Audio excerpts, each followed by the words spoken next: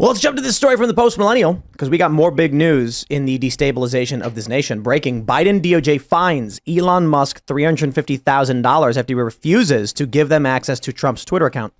The district court held X in contempt for missing the deadline, and the social media platform was fined $350,000. I think for Elon, it's probably a drop in the hat.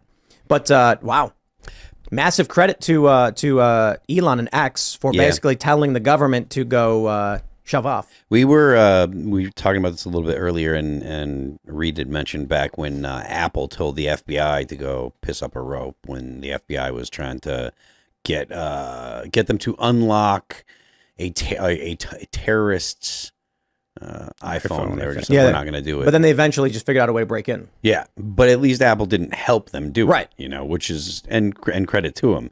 And this to me is kind of the same kind of situation. Like credit to Twitter, because anyone that pushes back against the feds when it comes to this type of thing, I think is good. So we also need to protect that Twitter account at all costs. Donald Trump's Twitter is one of that belongs in the Museum of Natural History. I mean, of American history. So. He needs to get back on it. He truthed. We have this truth from real Donald Trump, reposted by Election Wizard. He says, "Just found out that crooked Joe Biden's DOJ secretly attacked my Twitter account, making it a point not to let me know about this major hit on my civil rights.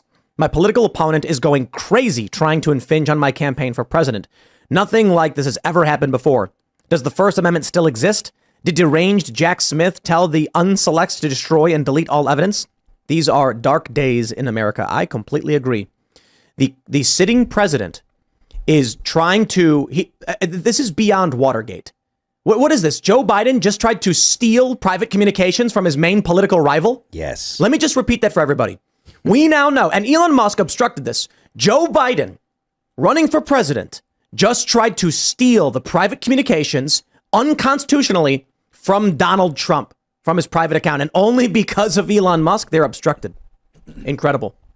I think technically, and I could be wrong, Twitter owns that account. So it's technically Elon Musk's data and account. So they'd be, if they were stealing it, they'd be stealing it from Elon, but it looks like they asked him for it. So it wouldn't have been theft. That sounds like something the NSA would say. Well, I think we don't own any of our social media data. Any reasonable person would argue that our data belongs to us. I would like it to, but I think legally at this point it doesn't, but it should.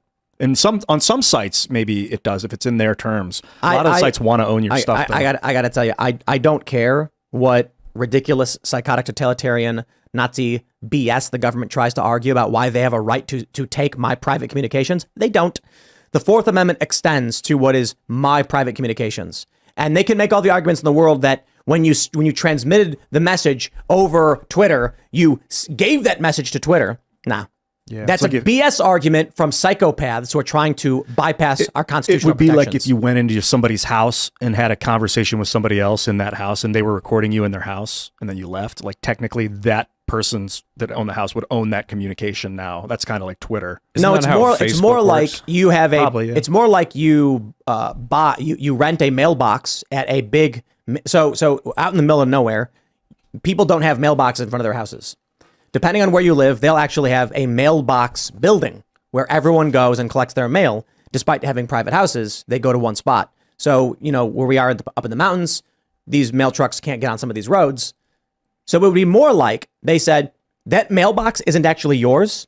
It's property of the post office. Therefore, anything inside of it is our fair game to open and read. I think the post office can open and read your mail. They need probable cause. The Fourth Amendment protects us.